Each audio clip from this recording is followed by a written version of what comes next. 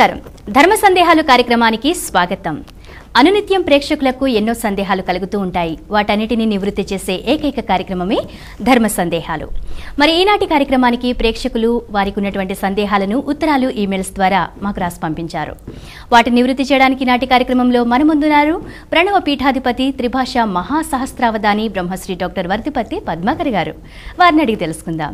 నమస్కారం అండి గురువు గారు. గురుగారు, మొదటి ప్రశ్న చూద్దాం. ఈమెయిల్ ద్వారా వచ్చింది. ప్రసాద్ పంపించారు. రాహుకాల సమయాల్లో ఇంట్లో నిమ్మకాయ దీపాలు వెలిగించవచ్చునా అని అడుగుతున్నారు. ఆదిత్యాయ చ సోమాయ మంగళాయ బుధాయ చ గురు శుక్ర శనిభ్యశ్చ రాహవే కేతవే నమః అని ముందుగా మంగళస్వరూపులైన నవగ్రహాలని అనుగ్రహించండి అని ప్రార్థించుకుందాం. రాహుకాల సమయంలో నిమ్మకాయ దీపాలు వెలిగించవచ్చా? ఈ నిమ్మకాయ దీపాలు దేనికైనా వెలిగించవచ్చు. రాహుకాలంలో వెలిగిస్తే ప్రత్యేకంగా ఇదంటూ ఈ ఫలితం వస్తుందని ఎక్కడ మనకు మంత్రశాస్త్రాలు చెప్పలా. అంటే ఈ మధ్యకాలంలో రకరకాల భ్రమలు ఎక్కువైపోవటం వల్ల భయం పట్టుకుని వెలిగిస్తున్నారు కాబట్టి చెప్పవలసి వస్తుంది. నిమ్మకాయ దీపం అంటే నిజానికి నిమ్మకాయ మీద కాదు, నిమ్మకాయ 2 చెక్కలు చేసి ఆ డప్పలో ఉన్నదంతా ఖాళీ చేసి అందులో ఆవు నెయ్యి కానీ నూనె కానీ పోసి ఒత్తి వేసి ఆ ప్రమిదని వెలిగించటం అనే ఒక కార్యక్రమం నిమ్మకాయ డిప్పలో ఉన్నటువంటి దీపారాధన అన్నమాట. ఈ దీపారాధనలన్నీ కూడా కలియుగంలో కొత్తగా వెలిగిస్తున్నవి. నిజానికి ఒక్క మార్గశీర్ష మాసంలో కానీ కార్తీక మాసంలో కానీ శివప్రీతి కోసం దీన్ని వెలిగించమన్నారు. శివుడి చుట్టూ ఎప్పుడూ నవగ్రహాలు భక్తితో పూజిస్తూనే ఉంటాయి కాబట్టి దీంట్లో అంతరార్థం. వెలిగిస్తే తప్పని అంటలేదు సుమా, వెలిగించడం మంచిదే. ఎందుకు మంచిదో చెబుతున్నాను మీకు. సూర్యుడు, చంద్రుడు, అంగారకుడు, బుధుడు, బృహస్పతి, శుక్రుడు, శని, రాహువు, కేతువు ఈ 9 మంది కూడా కాశీ వెళ్ళి శివుణ్ణి పూజించి ఆయనను అనేక రకాలుగా మెప్పించి తమ పేరు మీదుగా లింగాలు ప్రతిష్ఠించి అప్పుడు గ్రహాలయ్యారు. శివుడికి ఈ నిమ్మకాయలో వెలిగించిన దీపం అంటే ఇష్టం. మేము ఏ పరమాత్మని పూజించి గ్రహాలం అయ్యామో ఆ పరమాత్మకి ఇష్టమైన దీపం మా ముందు కూడా వెలిగిస్తే ఈ దీపాన్ని మా స్వామికి సమర్పించినట్టే అని వాళ్ళు భావించి మనల్ని అనుగ్రహిస్తారు. కనుక అప్పటి నుంచి నవగ్రహాలకు కూడా దీనిలో దీపారాధన చేసి ఇవ్వడం అనేది ఒక సంప్రదాయం ఏర్పడింది. కాబట్టి రాహువు పేరు చెప్పి రాహుకాలంలో దీపారాధన చేయటం ఏమీ దోషం కాదు. ఆ కాలం రాహు అధిష్టాన దేవతగా ఉంటాడు కనుక.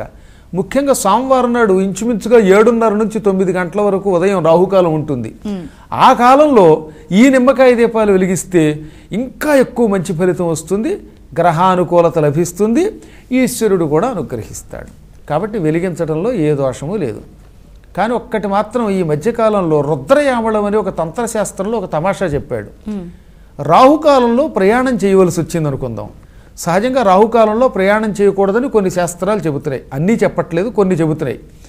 ఒకవేళ ప్రయాణము చేసే సమయంలో రాహుకాలం ఉంటే అప్పుడు ఈ నిమ్మకాయ డిప్పలలో దీపం వెలిగించి దాన్ని శివలింగం దగ్గర పెట్టి ప్రయాణానికి వెడితే రాహుకాలం వల్ల వచ్చే దుష్ఫలితములు నీ ప్రయాణంలో నీ మీద పడకుండా ఉంటాయి. అంచేత ఈ దీపారాధన చెయ్యని చెబుతోంది. కాబట్టి ఆ తంత్రశాస్త్ర ప్రకారంగా అయితే మనం దీపం రాహుకాలంలో వెలిగించటం మనకి ప్రయాణానికి కూడా శుభకరంగా ఉంటుంది. వెలిగించటం మంచిది. గురువుగారు, మరో ప్రశ్న ఈమెయిల్ ద్వారా వచ్చిందండి. తేజస్విని పంపించారు. నాగదోషం అంటే ఏంటి అని అడుగుతున్నారు. పాములు ఇంట్లోకి వస్తే తొందరపడి వాడిని చంపేయటం. అనవసరంగా ఎప్పుడు జంతుహింస, ఏ జంతుహింస చేయకూడదు. అందులో సర్పాలు దేవతా స్వరూపాలు కనుక అవి ఏదో పొరపాటున దారి తప్పో లేక అనుగ్రహించడానికి ఇంట్లోకి వస్తే మనకి ఏ హాని చేయకపోయినా కనిపించగానే చంపేయడం ఒక అలవాటు పాము. అలా పాముల్ని వచ్చి రావడంతో చంపేసిన జంటగా పాములు సహజంగా పొలాల్లో కానీ ఇళ్లలో కానీ అప్పుడప్పుడు విహరిస్తాయి. అసలు రతిక్రీడలో ఉన్న ఏ జంతువుని చంపకూడదని శాస్త్రం. పాండు మహారాజు గారు వేటకి వెళ్ళాడు. అక్కడ ఒక ఆడలేడి మొగలేడి రతిక్రీడలో ఉండగా తొందరపడి కొట్టి చంపేశాడు. ఆ జంటగా ఉన్న లేళ్ళు కిందముడనే ఋషి, అతని పత్ని. వాళ్ళు అసలు రూపాలు ధరించి, మూర్ఖుడా నీకు తెలియందేముంది, రతిక్రీడలో ఉన్న ఏ జంతువుని చంపకూడదు, వేటగాడు కూడా పశ్చిమాంసం తినే కిరాతకుడు కూడా ఈ పాపం చేయడు, నువ్వు మమ్మల్ని చంపావు గనక నీ భార్యని కామంతో ముట్టుకోగానే చచ్చిపోతావు అని శపించాడు. దాంతో పాండురాజు గారు చివరికి మాద్రిని పట్టుకుని చచ్చిపోయాడు. కాబట్టి శాస్త్ర ప్రకారం కూడా జంటగా పాములు విహరిస్తున్నప్పుడు పొరపాటున వాటి జోలికి వెళ్ళకూడదు. అప్పుడు కూడా చంపిన వాళ్ళు ఉంటారు. అలా చంపితే అంటే ఇంట్లోకి పాము వచ్చినప్పుడు చంపినా, జంటగా రతిక్రీడలో ఉన్నప్పుడు చంపినా మనకి సర్పదోషం లేక నాగదోషం అంటుకుంటాయి. దేవతల ఆలయాల్లో నాగాలయాలు ఉంటాయి, వాటిని తవ్వి అవతల పారేస్తే మహాపాపం. యంత్రంతో సైతంగా తవ్వేసి కొత్తగా ఆలయం కట్టకుండా అవతల పారేసేస్తే అప్పుడు నాగదోషం వస్తుంది. తాచుపాము పడగ విప్పాడుతూ ఉంటే మన నీడ దాని మీద పడితే దానిని కూడా నాగదోషం అంటారు. జాతకరీత్యా రాహుకేతువుల దోషం ఎక్కువగా ఉంటే కూడా అది నాగదోషం అని అంటాం. కుజదోషం ఉంటే కూడా అది నాగదోషమే. వీటన్నిటికీ నాగుల చవితి నాడు కానీ లేదా షష్ఠి నాడు కానీ సుబ్రహ్మణ్య షష్ఠి నాడు కానీ ప్రత్యేక దీక్షతో పూజ చేయటం, లేదా ఉజ్జయిని వెళ్ళి అక్కడ కుజుడికి ఆలయం ఉంది, లింగాకారంలో ఉన్న కుజుడికి ఆలయం ఉంటుంది, దాన్ని ప్రత్యేకంగా పూజించటం. అది ఇది కాకపోతే కాళహస్తి లాంటి చోటుకి వెళ్ళి సర్పదోష పూజలు అవి చేసుకోవటం, లేదా ప్రత్యేకంగా సుబ్రహ్మణ్య స్వామి వారికి ఉన్న శక్తిహస్తం విరూపాక్షం శిఖివాహం షడాననం దారుణం రిపు రోగఘ్నం భావయత్ కుక్కుటధ్వజం అనే శ్లోకాన్ని పారాయణ చేయటం కానీ చేస్తే ఈ నాగదోషానికి పరిహారం అవుతుంది.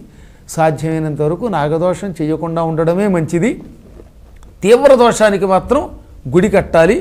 సాధారణ దోషానికైతే పారాయణ చాలు. తీవ్ర దోషం ఎందుకన్నానంటే రతిక్రీడలో ఉన్న పాములు చంపడం ఇక తీవ్ర దోషం. గుళ్ళు తవ్వి అవతల పారేసి కింద ఏదైనా ఖజానా సంపద ఉందనుకుని ఎత్తుకుపోయే వాళ్ళకి ఇక ఆ పాపానికి ప్రాయశ్చిత్తం కష్టం. వాళ్ళు మళ్ళీ గుడి కడితేనే ఆ పాపం పోతుంది. ధర్మ సందేహాలు కార్యక్రమంలో చిన్న విరామం.